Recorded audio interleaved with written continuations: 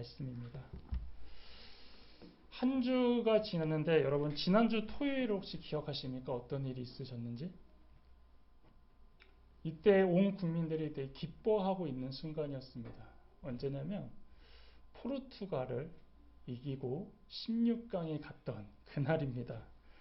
물론 이제 4일 뒤 화요일 새벽에 브라질에게 좀 최선을 다했지만 졌기 때문에 아쉬운 탈락을 했지만 이 탈락의 아쉬움보다도 여전히 이 16강이 결정된 그 기쁨이 너무도 커서 지금도 그 하이라이트만 봐도 뭔가 좀 짜릿하고 기분이 좋고 봐도 질리지 않는 감격이 올라온다라는 것이죠. 이제 포르투갈을 이기고 16강에 갔을 때에 이제 최강 브라질을 만날 때 많은 사람들이 갖고 있던 마음이 있습니다. 바로 기대감입니다. 분명히 상대 전적에도 밀리고 전문가들도 절대적으로 이건 쉽지 않을 것이다. 그래서 한국의 패배를 예측했지만 그럼에도 사람들의 말에는 그래도 이길 수 있지 않을까. 그래도 한번 해볼 만하지 않을까 이런 기대감이 있었고 더 나아가서는 일본하고 같이 8강에서 붙는 거 아니야? 이러면서 이런 기대까지도 했던 그런 사람들이 있었다라는 것이죠. 이처럼 기대라는 것은 언제나 긍정적이고 희망적이며 생각만 해도 좋은 것입니다. 또한 이 기대라는 단어는 절대로 부정하거나 아무런 미래에 대하여 이야기하는 단어가 아니라는 것이죠. 여러분, 내일 아플 걸 기대해. 이런 사람 없습니다. 내일은 뭔가 나에게 안 좋은 일이 생길 것 같은 걸 기대해. 이렇게 말하지 않는 것처럼 이 기대라는 것은 항상 지금보다 나은 모습, 앞으로 더 발전된 모습을 바랄 때에 사용하는 단어라는 것입니다. 동시에 이 기대가 있으면 자연적으로 따라오는 행위가 있는데요. 그것은 바로 기다림입니다. 기대라는 단어 뜻 자체가 어떤 일이 원하는 대로 이루어지기를 바라면서 기다림이기 때문에 우리가 뭔가 기대를 한다라고 하면 그거를 기다릴 수 있다라는 것이죠. 그리고 이 기다림의 시간은 원하는 것이 무엇이냐에 따라서 또 천차만별로 그 느낌이 다릅니다. 그래서 기대하는 것이 있다면 기다려야 하고 또 기대하기 이루어지기 위해서 기다리는 것은 필수입니다.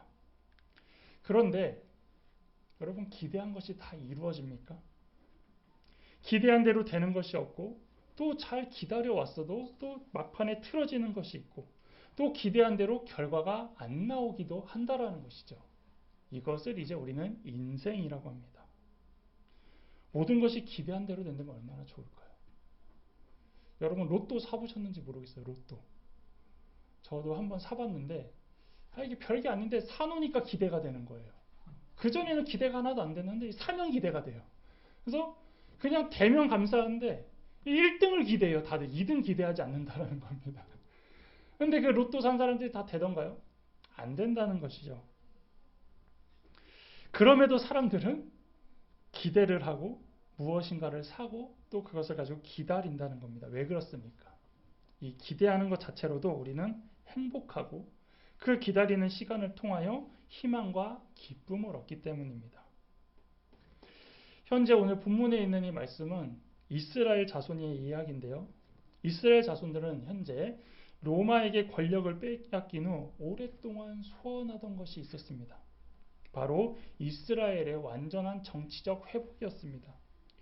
그들은 항상 나라를 잃고 빼앗기고 전쟁 가운데서 통치되는 나라만 바뀔 뿐 이스라엘 나라만 온전히 이루어서 세워진 적이 별로 없었다는 것이죠.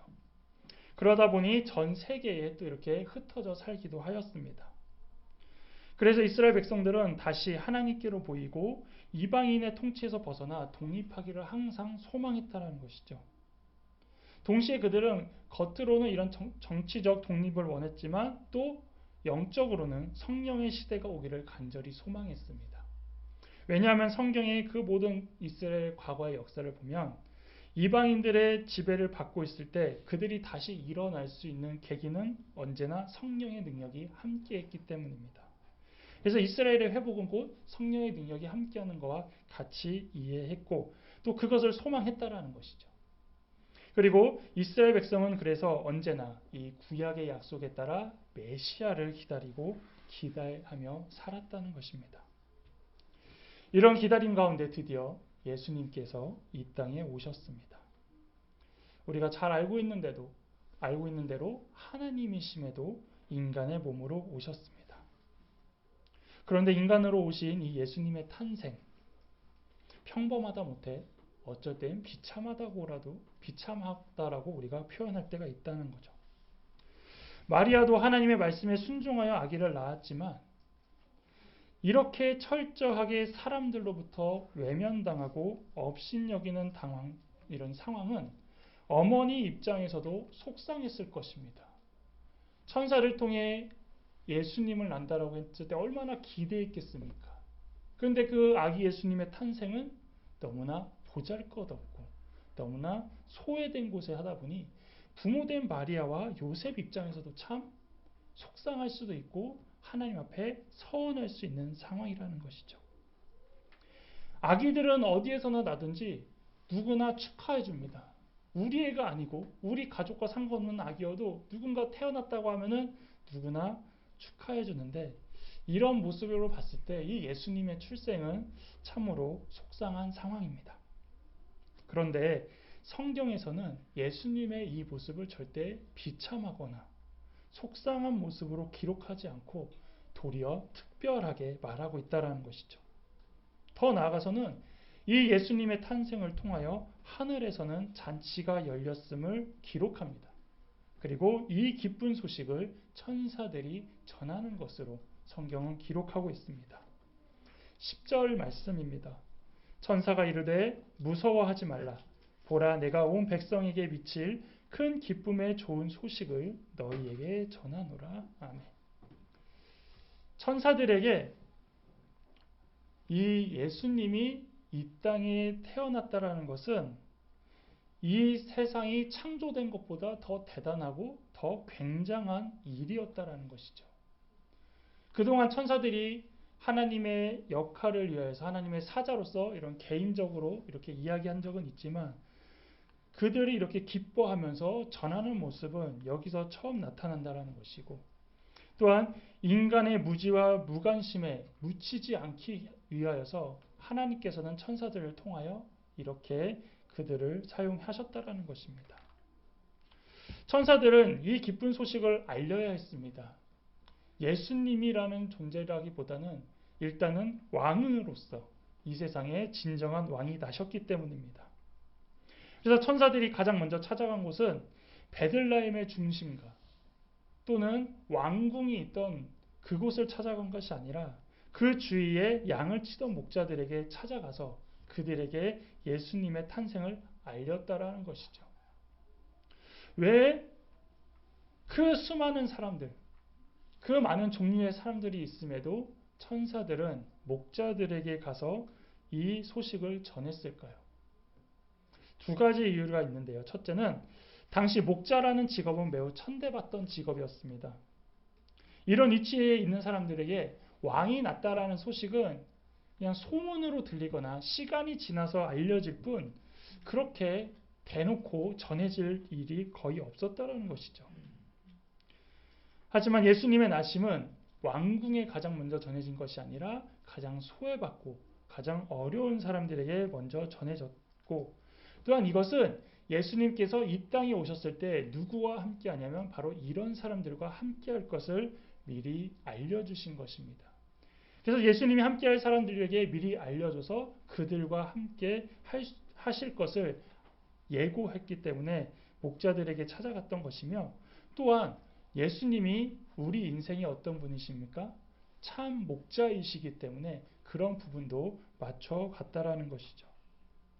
두 번째로는 그들은 기쁜 소식을 들을 자격이 되었습니다. 베들레헴 시민들에게 알리지 않는 이유는 그 당시 이 앞에 있었던 사건들을 잠깐 보면 되는데요. 마리아와 요셉에게 했던 그들의 행동을 보면 됩니다. 어떻습니까? 물론 방이 없어서 그들을 맞이할 수 없는 그런 상황은 있지만 마리아가 어떤 모습입니까?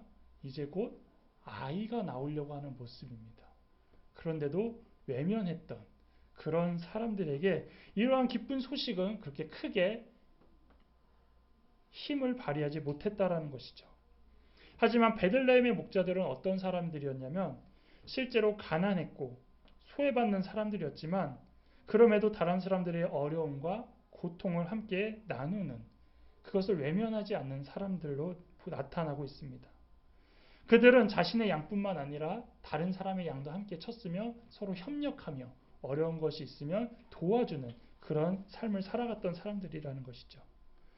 그래서 이 부분을 어떤 사람은 성경적인 신앙, 곧 하나님이 원하시는 사랑을 하고 나누고 베푸는 삶을 사는 것이 목자들이었다라고 얘기를 하고, 그렇기 때문에 천사들이 목자를 찾아간 것이라고 해석하는 사람도 있습니다.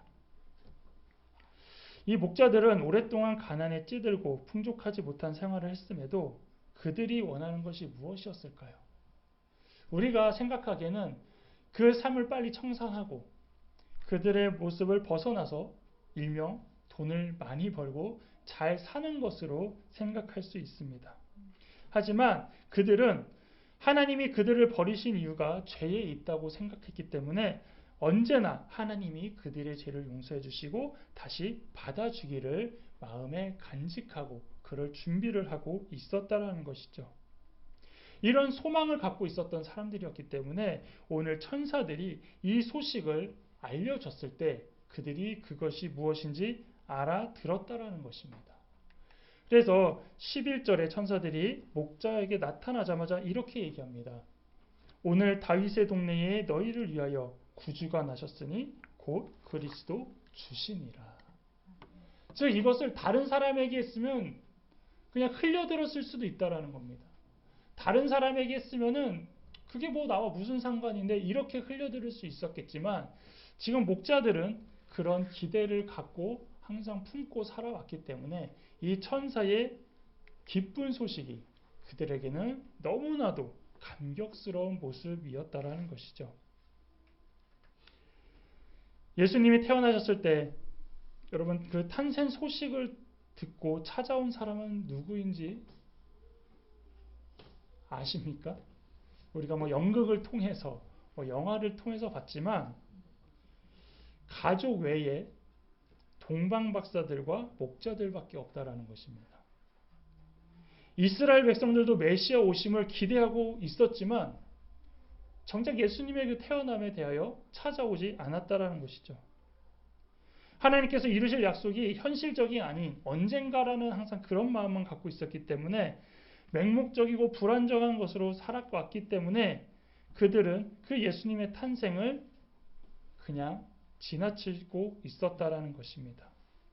더구나 동방박사들은 어떤 사람들입니까? 이방인이었습니다. 다른 나라에서 왔던 사람들이고 그들도 신앙이 아닌 학자로서 별이 좀 신기하다 해서 따라와서 예수님을 온 것이라면 목자들만 예수님 오심을 기대하며 살았던 사람들로 볼 수 있다라는 것이죠. 지금도 많은 사람들, 특히 예수 그리스도를 시인하며 사는 사람들, 또한 주의 자녀라고 말하는 우리들은 과연 이 예수님의 다시 오심을 기대하며 기다리며 살아가고 있습니까? 물론 마지막 때는 초림 때와 달라서 믿지 않는 사람들도 예수님의 오심을 본다고 얘기했습니다. 알게 된다고 얘기했습니다. 근데 그 이전에 예수님의 재림을 기대하며 기다리는 마음이 우리에게도 있는지 한번 생각해 봐야 된다는 것이죠.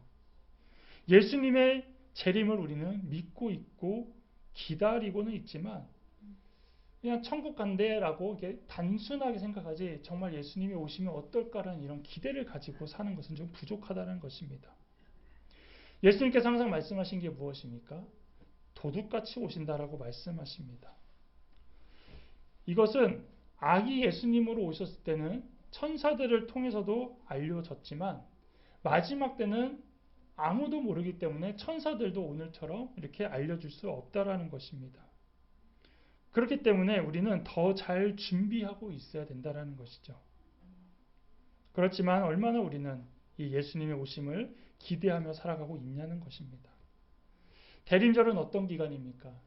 아기 예수님의 오심을 기대하며 기다리며 기억하며 살아가는 기간으로서 또한 더불어 이제 다시 오실 예수님에 대한 기대를 가지고 기다리는 기간인데 과연 우리 마음 가운데, 우리의 삶 가운데 얼마나 그 마음을 품고 살고 있느냐는 것입니다. 현실은 뭔가를 기대하며 산다는 것은 쉽지 않은 시대가 되었습니다. 기대한 것이 이루어지기보다는 다양한 변수와 맞설 생각에 그 하루하루를 살아가는 것이 솔직히 벅찬 시대가 되었습니다. 심지어 시간이 지날수록 어떻습니까? 교회에서도 예수님의 탄생의 기쁨은 줄어들고 세상에서는 다양한 이벤트와 연인들을 위한 날로 이 성탄절의 의미가 조금씩 퇴색되어져 버렸고 그러다 보니 기대하며 기다리라는 말보다는 어떤 교회의 절기와 특정한 공율로밖에 느껴지지 않는 것이 현재의 모습입니다. 또한 우리의 이러한 모습이 세상 사람들과 비슷하지 않냐는 것이죠. 지금은 직업에 귀천이 많이 없어서 직업적으로는 무시받지 않지만 하루하루는 살아가는데 지쳐있고 어떤 큰 기쁨도 없고 놀라운 즐거움도 없으며 더 심하게 좀 얘기하면 우리가 하루하루를 좀 이게 근근히 살아가는 모습으로 표현할 수 있다는 것입니다. 정치는 어떻습니까? 두 큰 정당들이 내로남불의 자세로 서로 헐뜯고 끌어내리고 힘싸움을 하고 있고 또 경제는 코로나와 전쟁의 여파로 다양한 어려움을 가지고 있고 금리는 오르고 시장 경제는 얼어붙고 있으며 또한 사회적으로는 다양한 이념과 사상으로 크고 작은 갈등들로 여전히 다투고 있고 또한 세대의 갈등과 가정 안에서의 갈등으로 어디 마음 편히 있을 곳이 없는 시대가 현재의 모습이라는 것입니다. 또한 문화적으로는 다양한 변화도 우리가 적응하기도 어려운데 너무나 그 변화들도 빨라서 조금만 놓치면 꼰대라든지 라떼라는 이야기를 들어가면서 또 살아가는 이런 모습들 또한 나에게 맞는 것만큼은 또 취하려고 하다 보면 또 이 모든 것에 적응하기에 또 그것에 맞추고 사는 이런 모습들 이렇게 겨우겨우만 어떻게든 맞추고 살아가는 가운데 기대하십시오. 기다리십시오. 이런 얘기는 어떻게 보면 그림의 떡이고 누구에게는 희망사항처럼 들릴 수 있다는 것입니다. 하지만 이런 삶 가운데 그럼에도 불구하고 우리가 기대하는 가운데 천사들은 여러분에게 지금도 말하고 있습니다.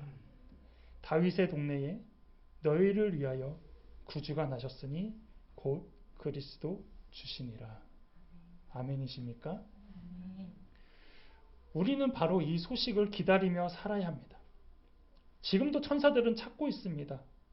하나님을 믿는다고 하면서 예수님을 믿는다고 하면서 마음과 삶에서 기대를 갖고 사는 사람들, 기다림으로 버티고 있는 사람들에게 바로 이 이야기를 들려주고 싶어 하는 것입니다.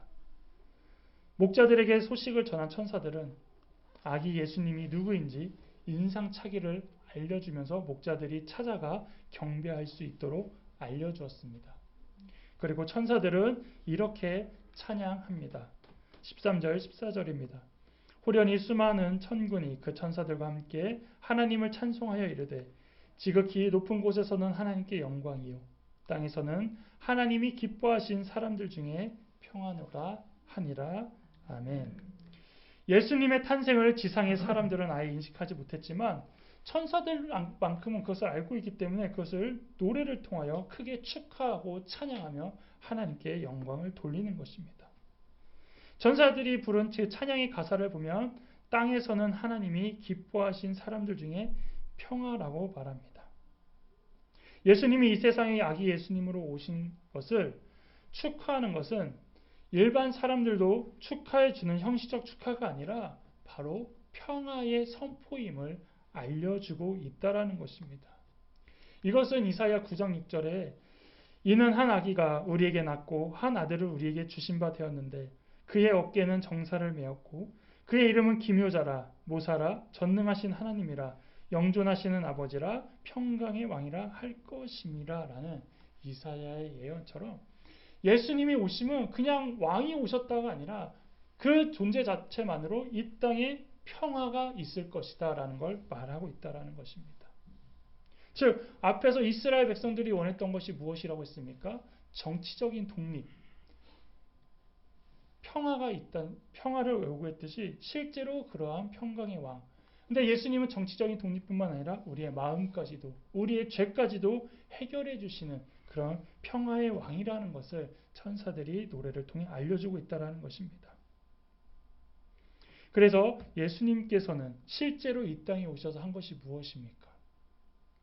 하나님과의 우리와의 관계가 다시 화목하게 되어 일명 우리의 죄가 해결되었다라고 말하고 있고, 더 나아가 사람과 사람, 사람과 하나님, 그 모든 관계가 다시 평화의 관계로 갈 수 있도록 예수님이 화해시켜 주셨다라는 것입니다. 그렇다면 이런 가운데 우리는 어떤 기대를 가지고 살아가야 할까요? 오늘 말씀처럼 우리 앞에 이제 천사가 나타나서 예수님이 오실 것이라고 말하지 않기에 우리는 천사를 기다릴 필요는 이제 없습니다. 또한 다시 오실 예수님에 대해서도 알고 있기 때문에 어떠한 반응을 기다리거나 어떤 특별한 상황에 대하여도 우리가 기다릴 필요는 없습니다. 우리가 가져야 할 것은 이제는 구원의 때를 기다려야 된다는 것이죠. 예수님께서 이 땅에 오셔서 복음을 주셨지만 여전히 세상은 죄로 얼룩져 있습니다. 그래서 우리는 아직 완전하지 못하다라는 표현을 하고 있다는 겁니다. 또한 사도행전의 때에 성령의 강력한 기적과 역사와 또한 초대교회의 신앙과 열정을 지금 찾아볼 수 없는 상황이라는 것이죠. 그렇지만 예수 그리스도의 십자가의 복음이 사라지진 않았습니다. 예수님의 구원 사역이 아직 마무리되지 않았다는 것이죠. 여전히 진행 중이고 아직도 시간이 있기 때문에 그래서 우리가 기대하라는 것입니다. 또한 우리가 기대해야 될 것은 내가 원하는 것이 이루어지는 것이 아니라 하나님이 원하는 것이 이루어지는 것을 기대해야 합니다. 그래서 예수님께서는 그 기도를 요구하시고 우리는 매일 그 기도를 한다라는 것이죠.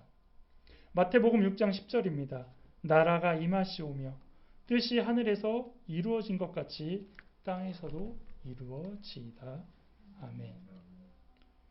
눈에 보이는 것은 하나님이 원치 않는 것들로 가득 차 있지만 우리가 다시 이 말씀을 기억하며 기대할 때는 내 것이 이루어지는 것을 기대하는 게 아니라 하나님의 것이 이루어지기를 기대하며 기다리며 살아가라는 것입니다.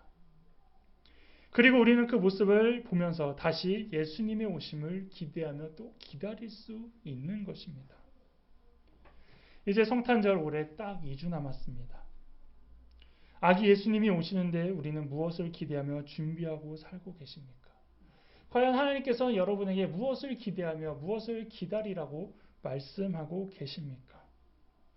그냥 매년 돌아오는 성탄절로 여기면서 교회에서 어떤 행사 하겠지, 아니면 어떤 잔치 하겠지, 이런 것보다는 이제는 평화의 왕으로 오셨던 그 예수님, 다시 이제 심판의 왕, 구원의 왕으로 오실 예수님을 기대하면서 이 목자들처럼 우리가 살아가고 있는 모습일지라도 더 나아가 또 세상처럼 예수님을 모르는 모습으로 살아가는 사람들에게까지도 이 하나님의 뜻이 이루어지기를 우리는 기대하며 기다리며 살아가는 여러분이 되기를 주님의 이름으로 축복합니다.